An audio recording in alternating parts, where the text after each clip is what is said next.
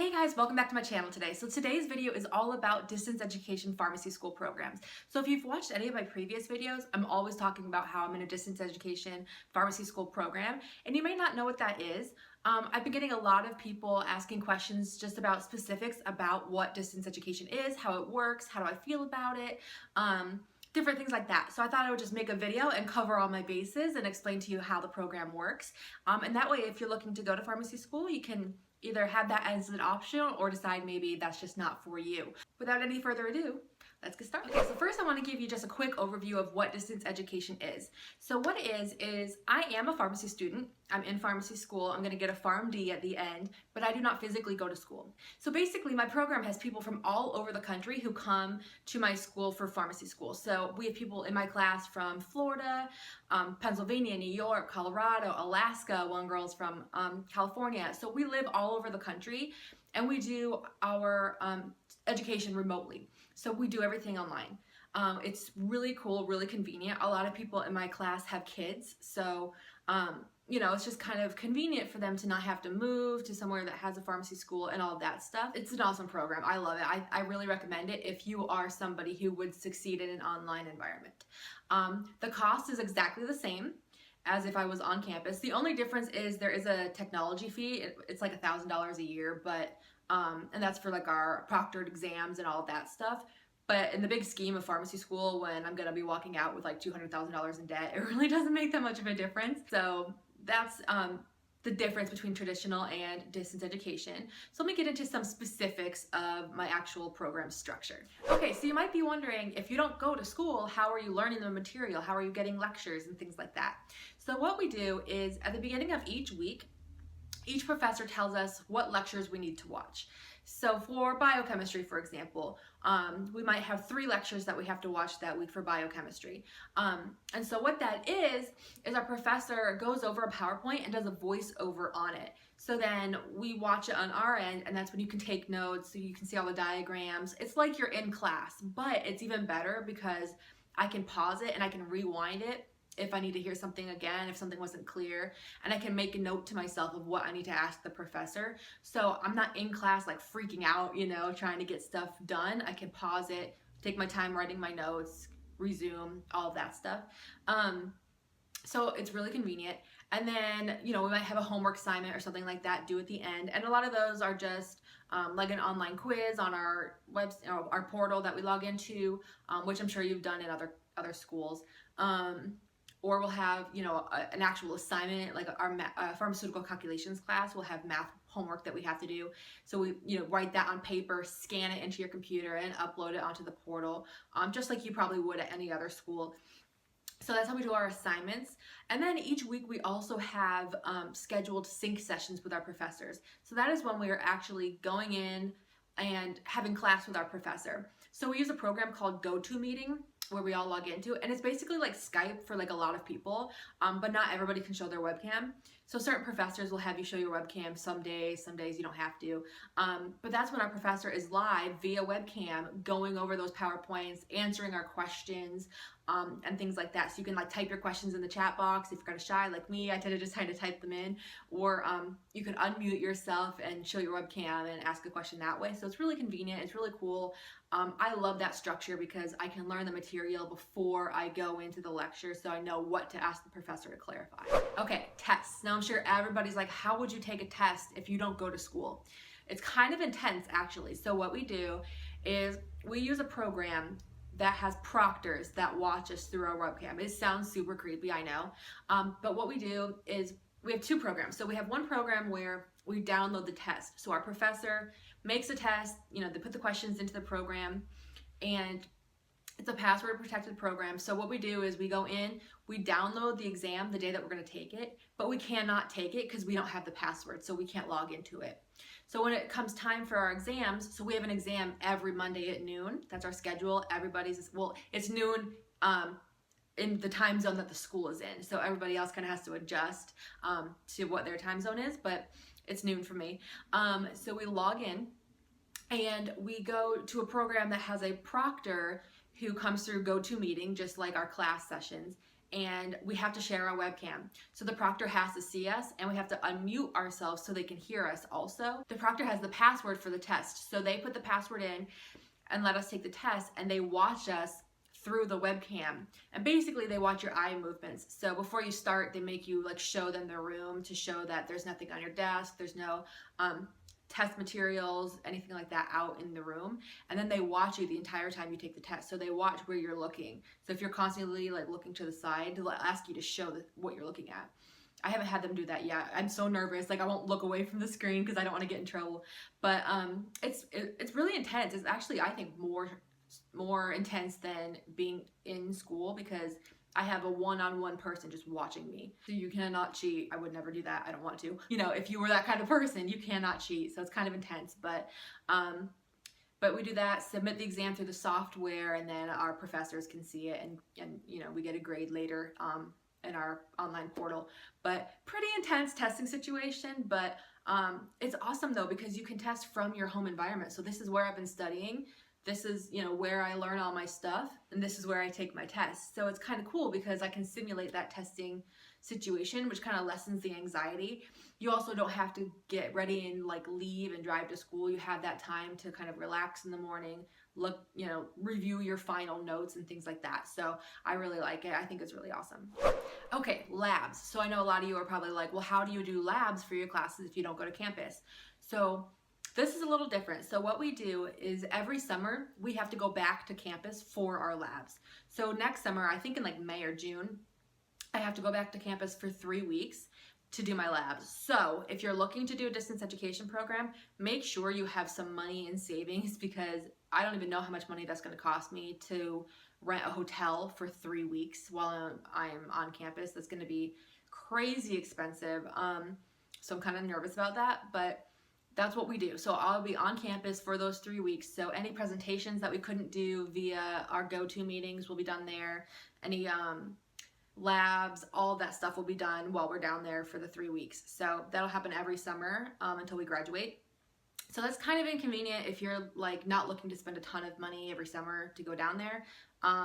But you know, if you're saving the cost of moving to a school, I guess you kind of got to balance it out. And a lot of people in my program have kids and stuff like that, so it's just kind of convenient to not have to uproot their family for, you know, 4 years when they can just go down there for 3 weeks. So that's how we do our labs. Okay, IPPEs and APPEs. So you might be wondering how you get matched up for your rotations if you're not at the school. So this is a little different, and it's a lot more based on, kind of put on your own shoulders to an extent. So our school has a list of some pre-approved, like they already have affiliations with different rotation sites in your area. But depending on where you live, you might not have a good choice of them. Like the girl in Alaska probably doesn't have very many options for where she wants to do her rotations because it's kind of remote up there. Whereas, you know, somebody who lives in, I don't know, a more populated city might have more options that they already have affiliations with. So basically what we have to do is, if we don't have any sites around us that are already approved sites, we have to kind of go out on our own and find sites that are willing to take students to do rotations. So kind of stressful. I'm kind of worried about that. I hope we haven't gotten a list of what sites they already have yet, but I kind of hope they already have some sites in my town so I don't have to go out and find them. And I live in a pretty big city, not city, but town, so hopefully they already have some set up for me. And there's like tons of Walgreens and CVS's, and I'm sure I can find something. It's just kind of stressful, but that's what we do. So we have to set it up, get it approved by the school and all of that stuff to do it. But it's really cool because we don't have to go to the city that my school is in to do our rotations. Okay, now what I want to do is answer some questions that I've been getting about the program specifically. So some people have been sending me questions through my different social media platforms, and I just wanted to answer them so that everybody can kind of benefit from it, and not just the people who asked the question. So first question is, do you meet with other classmates to help studying? I do not meet with other classmates physically to study. Basically what we do is, my class has, if you ever heard of the GroupMe app that you can get for your phone, we have that app, and what we do is we're all, well, almost everybody in my class is in the app, and so basically it's like a big group chat and we can text each other. So we do that pretty much all day, every day. People are texting each other, complaining or asking for help or giving a heads up on something or whatever. And then I do know that some people will get on Skype with each other and study with each other. I haven't done that yet. And I was going to last weekend, but then the timing didn't work out, and I don't think any of us actually ended up doing it. But I know some people have done that, gotten on Skype and studied together. I do not live near my school, so it's not feasible for me to actually go to the school and study with people. But if I did live near the school, I would definitely do that. But so I don't physically meet with people, but we definitely do talk to each other, so that's pretty cool. Okay, my next question is, how do you handle the workload? So for me, I'm a crazy organized person. So when I get the list of things that I need to accomplish at the beginning of each week, I go straight to my planner. I actually have it right here. I always have it in front of me. I go to my planner and I write myself out a schedule. So we only have a couple of sessions every week that we have to actually log in for. So I basically plan the rest of my week around that. And what I do is I block out specific hours of time for each class so that I know that I'm getting, studying in for each class almost every day. Some classes don't quite make it to every day, but that way I know I'm getting everything done. I don't work, so I don't have to worry about trying to balance that, but I know a lot of people do, so they have to kind of work around that schedule, which I think would be a lot, to be honest with you. I do not work right now, and this is a full-time job. So I'm busy with school, but that's because I want it to do really well. I don't just want to pass. I want to get straight A's, because I don't know, I have these high expectations of myself, which are probably going to come crumbling down pretty soon. But so far, I'm doing pretty well, except for in one class, which I don't even want to talk about. I'm very structured. You have to be if you're a distance education student. If you're not an organized person, if you need to go to school for that structure, this is not the program for you. You will not succeed. If you're a procrastinator and you're not good at making yourself get stuff done, this is not the program for you, because you will procrastinate and then it'll be the night before the exam and you have 3 weeks of lectures to watch and it's just too much. So you really need to be on top of your stuff to make sure you get this stuff done, because otherwise you will be so far behind and you will not be able to catch up. And even though it's online, it's still a lot of stuff. It's a lot of stuff to learn, and if you're not on top of it, you won't do well. So you have to be really, really, really, really, really, really, really organized and on top of your stuff. Okay, next question is, do you ever feel isolated? Because I am a distance education student and I'm not constantly going to school, being around peers and people in general, yeah, I can totally feel isolated. And I'm definitely the kind of person who I like to be at home, and I really enjoy being by myself. That sounds kind of depressing, but I don't mean it in a depressing way. I just like being at home, doing my own thing, pacing stuff on my own. I do need to start getting out more. I already decided that.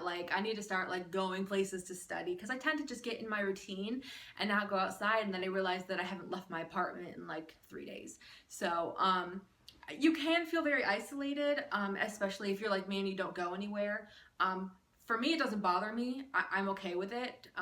But a lot of people, I think, if you're somebody who it can easily get depressed if you're not around people, I wouldn't recommend this program, because unless you're making a point to go out and study and meet with people, you are alone all the time. I mean, that's just kind of the nature of the program. So you got to kind of think about your personality. Are you suited for this kind of, program? If you're somebody who always wants to be in study groups, working with people, collaborating, you might not want to do this, because while you could meet with people and study, it's all through Skype, just a different form of collaborating. So you just have to kind of evaluate what you want to get out of your school. I'm a very independent learner, so it doesn't bother me. But I think for some people, it definitely could bother you. So just think of that. How you like to study, do you want to be around people, that kind of stuff, before you decide if you want to go to a program like this. Okay, and then my last question is, do I recommend the program? And I 100% love this program, but I only recommend it for certain people, because everybody is a different learner. If you're somebody who is a self-starter, you can pace yourself, you're very organized, you're really good with time management, you're okay being alone most of the time, and you're financially able to fly to a school and stay in a hotel for a couple of weeks every summer, then I totally recommend it, especially if you have a family, if you have kids, If you don't live near a pharmacy school, it's a great option. If you're somebody who, you're young, you kind of want to meet people, you don't have kids, you don't have things kind of tying you down to a place, then I would recommend looking for an on-campus school just because you'd get more out of it. This is very, very convenient for a lot of us who are older. The average age is probably high 20s, 30s. I have some people in their 40s even in my class. So just really depends on what you're looking for out of a school. But I love it. I think it is the best program I could have asked for. And I recommend it to everybody. I wish that more schools had it. Right now, only 2 pharmacy schools even offer distance education programs.